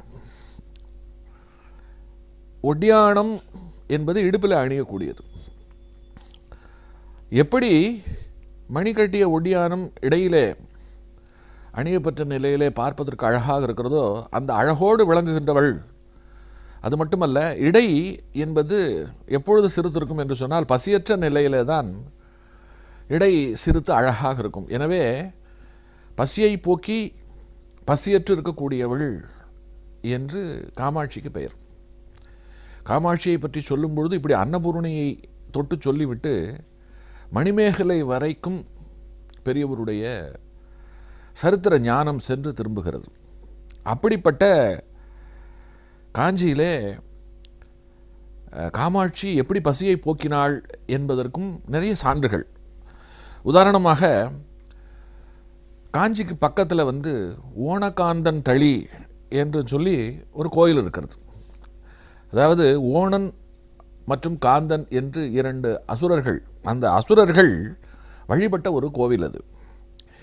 இங்கே இந்த சன்னதியில் என்ன ஒரு சிறப்பு என்று சொன்னால், ஓணகாந்தன் தளி என்கின்ற கோவிலில் பிட்சாடனருக்கு தனி சன்னதி. இறைவனுடைய பிட்சாடன கோலம் என்பது கையில் பிச்சைக்கான பாத்திரத்தோடு பிட்சாடனராக இறைவன் வலம் வந்த கோலத்தை சுட்டி காட்டுவது தான் பிட்சாடனர் என்கின்ற ஒரு தோற்றம், ஒரு கோலம். அந்த கோலத்தோடு அங்கு இருக்கக்கூடிய பிட்சாடனரை 4 பெருமக்களிலே ஒருவரான சுந்தரர் பார்க்கிறார். பார்த்து வணங்கிவிட்டு வேடிக்கையாக அவர் அந்த இடத்துல ஒரு பாட்டு பாடுகிறார். அவர் என்ன சொல்லுகிறார், காஞ்சியிலே நீ கையிலே ஓடு எடுத்துக்கொண்டு இப்படி பிச்சை எடுக்கலாமா? ஏனென்று சொன்னால் காஞ்சி பசிக்கு விலக்கு பெற்ற தலம், பசி அறியா தலம், பசியை போக்குகின்ற அன்னபூரணி அருள் வாழ்வு வாழுகின்ற தலம். அப்படிப்பட்ட அன்னபூரணி ஆகிய காஞ்சி காமாட்சி வாழுகின்ற இந்த தலத்திலே இறைவா நீ இப்படி ஒரு பிச்சாடன கோலம் கொண்டிருக்கலாமா என்பதை ஒரு அழகான பாடலாக அவர் சொல்லுகிறார். தையலால் உலகுய்ய வைத்த காரிரும் பொழிற் கச்சி மூதூர் காமக்கோட்டம் உண்டாக நீர் போய் ஊரிடும் பிச்சை கொள்வதென்னே ஓணகாந்தன் தளி உள்ளீரே என்பது அந்த பாடல். இப்படி அன்னச்சிறப்புக்கு அம்பாளே இருக்க அவள் பெயரிலான மடத்திலே மட்டும் அன்னதானம் இல்லாமல் போகுமா? அதனால்தான் அன்னதானத்தின் மேலே பெரியவருக்கு ஒரு தனி பார்வை. இந்த அன்னதானத்தை தொட்டு பல ருசிகரமான சிலிர்க்கக்கூடிய சம்பவங்கள் நிறைய நடந்திருக்கின்றது. ஒவ்வொன்றாக நாளையிலே இருந்து காண்போம்.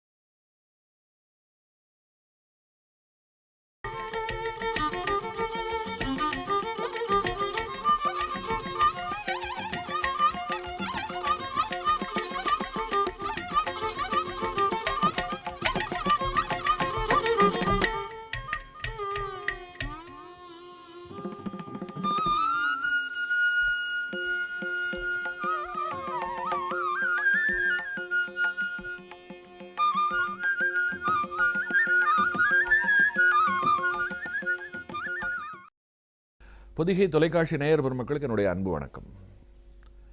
காஞ்சியின் கருணை கடல் நிகழ்ச்சியிலே அன்னதானத்தினுடைய சிறப்புகளை சிந்தித்துக் கொண்டிருக்கிறோம். அன்னதானத்தினுடைய சிறப்பினை காஞ்சி நகரத்தை வைத்தும் காஞ்சி நகரிலே உறைந்திருக்கின்ற அம்பிகையான காமாட்சியை வைத்தும் பெரியவர்கள் பல உதாரணங்களோடு பல அரிய கருத்துக்களை சொன்னதையெல்லாம் நேற்றைக்கு சிந்தித்தோம். அதனால் அன்னதானத்தின் மேலே ஒரு பெரிய ஈடுபாடு என்பதை விட அன்னமளிப்பது என்பது ஒரு மனிதனுடைய தலையான கடமை என்று ஒரு ஒப்பற்ற கடமையாக செய்ய விரும்பியதோடு அதை காஞ்சி மடத்தின் மூலமாக அவர் எவ்வாறெல்லாம் தான் போகின்ற இடங்களிலெல்லாம் செய்தார் என்பதை இனிமேல் சிந்திக்க இருக்கின்றோம். இந்த வேளையில் மகாமகம் குறித்த சில சிந்தனைகளும் மகாமகத்தின் பொழுது காஞ்சி மடத்தின் சார்பாக நிகழ்ந்த அன்னதானமும் எனக்கு நினைவிற்கு வருகிறது.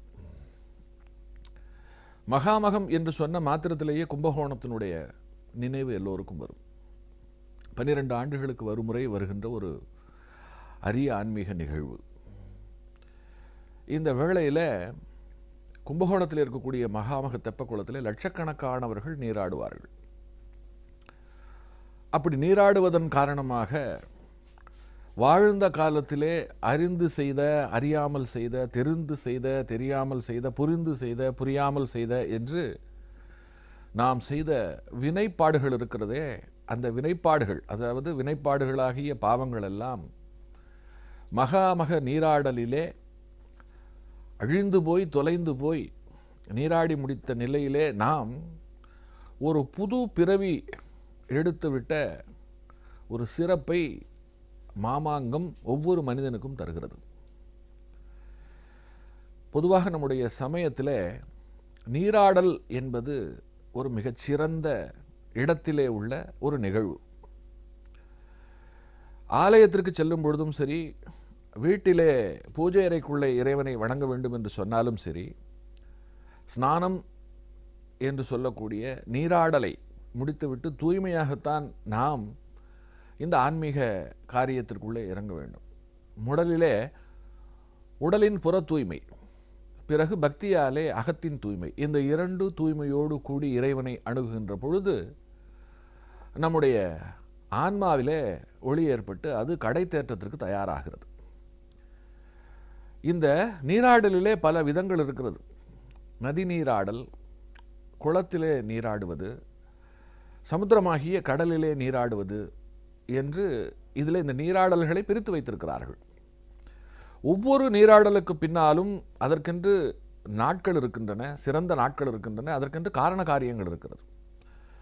உதாரணமாக ஆடி அமாவாசை போன்ற நாட்களிலே கடலிலே நீராடுவது என்பது பித்ருக்களுக்கு மிகுந்த மகிழ்ச்சியையும் விடுதலையும் தரக்கூடிய ஒரு செயல். நம்மையும் வாழ்க்கையில் அது நல்ல கதிக்கு இட்டு செல்லும். அதே போல காவிரியிலே முடவன் முழக்கு என்று ஒன்று உண்டு. அதற்கென்று ஒரு பிரத்யேக நாள் உண்டு. ஐப்பசி மாதத்திலே வருகின்ற ஒரு நாளிலே காவிரியிலே நீராடுவதிலே அது ஒரு தனி சிறப்பை அளிக்கிறது. நதி நீராடல், குள நீராடல், சமுத்திர நீராடல் என்கின்ற இந்த ஒவ்வொரு நீராடல்களுக்கு பின்னாலேயும் ஒன்றிலே நாம் பாவங்களை விடுகிறோம், ஒன்றிலே புண்ணியத்தை பெறுகிறோம், மற்றதிலே விட்டு பெறுகிறோம். இப்படி ஒவ்வொரு நீராடலுக்கு பின்னாலும் நம்முடைய சான்றோர்கள் நுட்பமான காரண காரியங்களை எல்லாம் வைத்து விட்டு சென்றிருக்கின்றார்கள். நம்பிக்கையோடு இவைகளை செய்யும் பொழுது நம்முடைய வாழ்க்கை நலமுள்ள வாழ்க்கையாக மாறுகிறது. அந்த வகையில் மகாமகம் என்பது ஒரு அரிய நிகழ்வு. இந்த நிகழ்வின் பொழுது மகாமக தெப்பக்குளத்தில் இந்த நாட்டிலே பாய்கின்ற புண்ணிய நதிகள் அவ்வளவும் அன்றைக்கு அந்த குளத்திலே ஊற்றெடுப்பதாகவும், அன்றைக்கு நாம் அந்த குளத்திலே நீராடும் பொழுது இந்த தேசத்திலே ஓடுகின்ற அத்தனை புண்ணிய நதிகளிலேயும் ஒரே காலத்திலே மூழ்கி எழுகின்ற ஒரு புண்ணிய செயலை நாம் செய்கின்றவர்களாகவும் ஆகிறோம். எனவே தான் இந்த அரிய நிகழ்வு பெரிய அளவிலே கொண்டாடப்படுகிறது. இப்படிப்பட்ட கொண்டாட்டங்கள் இல்லை என்று சொன்னால் இந்த சமுதாயத்தில் பலரும் நான் நிறைய பாவம் செய்து விட்டேன், என்னுடைய பாவத்தை தொலைப்பதற்கு எனக்கு வழி தெரியவில்லை, நான் இந்த பாவ உணர்வுகளோடு கிடந்து தவிக்க வேண்டியதுதான் என்று மனச்சுமையோடு வாழ்ந்து அவர்கள் தங்களுக்கு தாங்களே சுமையாவதோடு இந்த சமுதாயத்திற்கும் சுமையாகிவிடக்கூடிய ஒரு ஆபத்து இருக்கிறது. அந்த ஆபத்துக்களையெல்லாம் இது போன்ற நிகழ்வுகள் நீக்கி அவர்களுடைய மனங்களை ஆற்றுப்படுத்துவதன் மூலமாக நான் கடை தேறிவிட்டேன், இனி என்னால் இந்த உலகத்தில் நல்ல விதமாக வாழ்ந்து நான் முக்தி பெற முடியும் என்கின்ற ஒரு நம்பிக்கையை மாமாங்கம் போன்ற நிகழ்வுகள் ஒரு பாமரனுக்கு கூட அள்ளி வழங்குகிறது.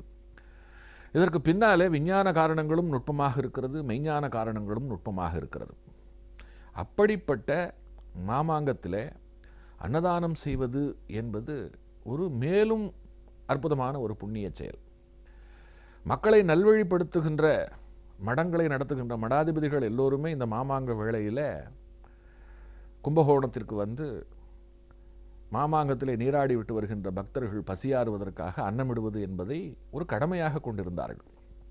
அந்த வகையில் 1921 1933 மகாமகம் வந்தது. அந்த மகாமக வேளையில் காஞ்சி சங்கர மடம் தன்னுடைய ஆன்மீக கடமையாக இந்த அன்னதான கடமையை செய்தது. இந்த அன்னதான கடமையை பற்றி சிந்திக்கும் பொழுது தேப்பெருமாநல்லூர் ராமசாமி என்கின்ற அன்னதான சிவம் என்று ஒரு பாத்திரத்தை பெரியவர் இங்கே நமக்கெல்லாம் சுட்டி காட்டுகிறார்.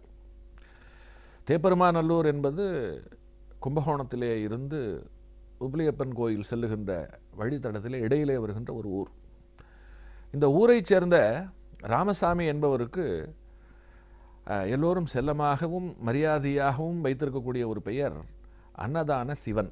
ஏனென்று சொன்னால் அவர் தன் வாழ்நாளில் அன்னம் அளிப்பதை அப்படி ஒரு பெரிய கடமையாக கொண்டிருந்தாராம். அதற்காக, அதாவது அவருடைய வேலையே எங்கே அன்னதானம் நடந்தாலும் சரி அங்கே சென்று தொண்டு செய்வது, அல்லது தன்னால் எவ்வளவு அன்னமிட முடியுமோ, எவ்வளவு தூரத்திற்கு பசியை போக்க முடியுமோ அந்த பசியை போக்குவது. இதனால் சமையலுடைய நுட்பங்கள் அவருக்கு மிகவே வசப்பட்டிருந்தது. இவரைத்தான் காஞ்சி மடமும் தங்களுடைய அன்னதான செயலுக்கு பயன்படுத்தி கொண்டது. அன்னதான சிவத்திடம் இந்த பொறுப்பை ஒப்படைத்து விட்டால் 1,00,000 பேருக்கு அல்ல, பல லட்சம் பேருக்கு அவர் வாய்க்கு ருசியாக சமைத்து போட்டு விடுவார் என்பது பெரியவருக்கு தெரியும். எனவே 1921-33 என்று இந்த 2 காலங்களிலேயும் நிகழ்ந்த மகாமகத்திலே அவருக்கு அந்த பொறுப்பை பெரியவர் அவர்கள் அளித்திருந்தார். அதில் 1933 நடந்த ஒரு சம்பவம் இன்றைக்கும் நினைப்பதற்கு சிலிர்ப்பை தரக்கூடிய ஒரு சம்பவமாகும். அன்றைக்கு மகாமகத்தில் எப்படி சமைத்தார்கள் என்பதை பெரியவர் அவர்கள் ரொம்ப தன்னுடைய பாஷையில் சொல்லும் பொழுது நமக்கு கேட்பதற்கு அடையப்பா இதுதான் மாமாங்க சமையலா என்று நினைக்க தோன்றும். அதாவது கிட்டத்தட்ட 1000 மூட்டை அரிசி, இந்த அரிசி மட்டும் 50 மாட்டு வண்டியிலே வந்து இறங்கியதாம். அரிசி மூட்டைகளை எத்தனை வந்து இறங்கியது என்று சொல்லும் பொழுது கூட ஒரு பிரமிப்பு தோன்றாது. அடுத்து சொல்லுகிறார், ஊர்கா சாப்பிடும் பொழுது, அதுவும் குறிப்பாக தயிர் சாதத்தின் பொழுது தொட்டுக்கொள்வதற்கு ஊறுகாய் இடுவது என்பது வழக்கம். இந்த ஊறுகாய்க்காக 5 வண்டி நிறைய நெல்லிக்காய்கள் ஒருவரால் ஏற்றப்பட்டு வந்ததாம். இது போக அன்னதானம் நடக்கின்ற இடத்துல அதை சுத்தம் செய்வதற்கு விளக்குமாறு வேண்டும் இல்லையா, இந்த விளக்குமாறு மட்டுமே 10 வண்டியிலே வந்து இறங்கியதாம். விளக்குமாறு, நெல்லிக்காய், அரிசியே இவ்வளவு என்று சொன்னால் மற்ற காய்கறிகள், பருப்பு, எண்ணெய் போன்ற பதார்த்தங்கள் எத்தனை வண்டியிலே வந்திருக்கும் என்பதை சொல்ல தேவையே இல்லை. அவ்வளவும் லட்சக்கணக்கான பேருக்கு, அதாவது பந்தி போய்கொண்டே இருக்கும், வந்து அமர்ந்து சாப்பிட்டு கொண்டே இருப்பார்கள். சாதம் பொங்கி வடித்தபடியே இருக்கணும். இவ்வளவு பேருக்கு உணவிடும் பொழுது இப்போ இன்றைக்கு வந்து நிறைய விஞ்ஞான வளர்ச்சி ஏற்பட்ட நிலையில் நமக்கு நிறைய வசதிகள் வந்துவிட்டது. திட்டமிட முடிகிறது. திட்டமிட்டு இன்றைக்கு நாம் செயல்பட முடியும். நீங்கள் 1933 வருடத்தை நினைத்து பாருங்கள். அன்றைக்கு ஒன்றும் பெரிய அளவில் விஞ்ஞானம் வளர்ந்து விடலை. இன்றைக்கு இருப்பதை போல கேஸ் சிலிண்டர்களோ அல்லது மிகப்பெரிய எரி அடுப்புகளோ மேடையோ இதெல்லாம் கிடையாது. மேடையிலே சமைப்பது என்பதே 50க்கு பிறகு வெள்ளைக்காரர்களை பார்த்துத்தான் நாம் கற்றுக்கொண்ட ஒன்று. அந்த காலத்தில் எந்த வீடுகளுக்கு போனாலும் தரையோடு தரையாக அடுப்பு இருக்கும், கும்முட்டி அடுப்பு இருக்கும், இல்லை என்று சொன்னால் செங்கல்லை வைத்து கட்டப்பட்ட அடுப்பு இருக்கும். அந்த அடுப்பை சாணி போட்டு தினசரி மெழுகி அந்த அடுப்பின் மேல் கோலம் போடுவது என்பதை கூட நம்முடைய பெண்டீர்கள் வழக்கமாக வைத்திருந்தார்கள். ஏனென்று சொன்னால் நமக்கு சோறிடுகின்ற அந்த இடத்துல லக்ஷ்மி இருக்கிறாள், அவளை வணங்குவதாக அர்த்தம். அந்த அளவிலே தரையோடு தரையாக இருக்கக்கூடிய அடுப்பில் விறகை கொண்டு தீயை மூட்டி வீட்டில் சமைப்பது என்பதுதான் வழக்கம். இப்படிப்பட்ட வழக்கத்திற்கு நடுவில் லட்சக்கணக்கான பேருக்கு சமையல் செய்யணும் என்று சொன்னால் எத்தனை பெரிய அடுப்பை ஒருவர் மூட்ட வேண்டும், அதில் எவ்வளவு அரிசி, எவ்வளவு தண்ணீர் என்று, அதற்கு எவ்வளவு கவனம் தேவை, எவ்வளவு அனுபவம் தேவை என்பதை எண்ணி பாருங்கள். இதில் அன்னதான சிவம் அவர்கள் மிக தலை சிறந்து விளங்கினார். பெரியவர் ரொம்ப அழகாக சொல்லுகிறார். ரசம் கொதித்து கொண்டிருக்கிறது, அன்னதான சிவம் அந்த பக்கமாக வருகிறார். தன்னுடைய நாசியாலே அப்படியே நுகர்ந்து பார்த்துவிட்டு, கொத்தமல்லி கருவேப்பிலையினுடைய அளவு குறைவாக இருக்கிறது, எனவே அதை அரைத்து சேருங்கள் என்கிறார். சரி என்று அவருடைய சகாக்கள் கொத்தமல்லியையும் கருவேப்பிலையும் அரைத்து சேர்ப்பதற்கு தயாராகும் பொழுது எவ்வளவு என்று கேட்கிறார்கள். அப்பொழுது சொல்லுகிறார், 1 முறம் எடுத்துக்கொள்ளுங்கள் என்று சொல்லுகிறார். இந்த அளவு சேர்த்தால் சரியாக இருக்கும் என்கின்ற அளவிற்கு அவருக்குள்ள ஒரு நிதானம். இந்த நிதானம் அவருக்கு வந்திருக்க வேண்டும் என்று சொன்னால் எத்தனை காலம் அவர் இந்த கைங்கரியத்தை செய்திருக்க வேண்டும் என்று இங்கே நான் எண்ணி பார்க்கிறேன். இப்படிப்பட்ட அன்னதான சிவம் சமைப்பதற்கு தயாராக வந்துவிட்டார். அரிசியை சமைத்து ஒரு பெரிய ஓலைப்பாயிலே கொட்டி சூடு ஆறுவதற்காக பரத்தி விட்டார்கள். அடுத்து அரிசியை போட்டு சோறு பொங்கி கொண்டிருக்கிறார்கள். இப்பொழுது இதை போல பல முறை செய்யணும். கிட்டத்தட்ட ஒரு 15 முறை சோறு பொங்கினால்தான் அதை கொண்டு ஒரு 50,000 பேருக்கு அன்றைக்கு அன்னமிட முடியும். 15 முறை பொங்க வேண்டும் என்று சொன்னால் அதற்குண்டான அங்கே இருக்கக்கூடிய இடத்துல 3 இடங்களிலே தான் அரிசியை பொங்க வைப்பதற்கான அடுப்பு இருக்கிறது. அதை வைத்து பார்க்கும் பொழுது ஆனால் கூட்டமோ வந்து கொண்டே இருக்கிறது, அன்னம் போட்டுக்கொண்டே இருக்க வேண்டும், காலியாகி கொண்டே இருக்கிறது. எனவே இன்னும் 2 அடுப்பு இருந்தால் தேவலை என்கின்ற நிலையில் அன்னதான சிவம் ஒரு குறுக்கு வழியை கண்டுபிடிக்கிறார். எப்படின்னா, பரத்தி இருக்கின்ற அன்னம் இருக்கிறதே அதன் மேலே நீண்ட வேட்டி துணியை விரித்து கழுவி வைத்திருக்கக்கூடிய அரிசி இருக்கிறதே, அடுப்பில் பாத்திரத்தில் போட வேண்டிய அரிசியை அந்த வேட்டியின் மேலே பரத்தி, அடுத்து வெந்த சாதம் இருக்கிறதே அதை அந்த அரிசியின் மேலே திரும்ப ஒரு வேட்டியை போட்டு மூடிவிட்டு அந்த வேட்டிக்கு மேலே திரும்பவும் சாதத்தை கொட்டி பரத்துகிறார். அதாவது கீழேயும் வேக வைத்து கொட்டப்பட்ட சாதம், அதற்கு மேலே அரிசி, அதற்கு மேலே திரும்பவும் வேக வைத்து கொட்டப்பட்ட சாதம். இந்த 2 சாதத்தினுடைய சூட்டிலேயே நடுவிலே இருக்கக்கூடிய அரிசி இருக்கிறதே அதுவும் சாதமாகி இப்பொழுது 3 அடுக்கு சாதம் தயார். இப்படி ஒரு குறுக்கு வழியை கண்டுபிடிக்கிறார். சாதத்திற்கு மட்டுமா அவர் குறுக்கு வழியை கண்டுபிடித்தார்? ரசத்திற்கு மட்டுமல்ல, அப்பொழுது பரிமாறிய மோர் இருக்கிறதே, லட்சக்கணக்கான பேருக்கு பரிமாற வேண்டும் என்று சொன்னால் எத்தனை, இன்றைய அளவிலே பார்த்தால் எத்தனை லாரி தேவை. அன்றைக்கு அத்தனை தயிரையும் அத்தனை மோரையும் தயாரிக்கணும் என்று சொன்னால் எத்தனை பேர் வேண்டும். அது புளிக்காமல் இருக்க வேண்டும். புளிக்காமல் இருப்பதற்கும் அது சிறப்பாக இருப்பதற்கும் இன்றைக்கு போல் அன்றைக்கெல்லாம் ஃப்ரிட்ஜெல்லாம் பெரிய அளவில் கண்டுபிடிக்கப்படவில்லை. ஆனால் அன்றைக்கு ஒரு குறுக்கு வழியை அவர் கண்டுபிடித்தார். அது என்ன? இந்த அன்னதானம் தொடர்ந்து எப்படி நடந்தது? இந்த அன்னதானத்திற்கு என்ன இடையூறு? நாளை சிந்திப்போம்.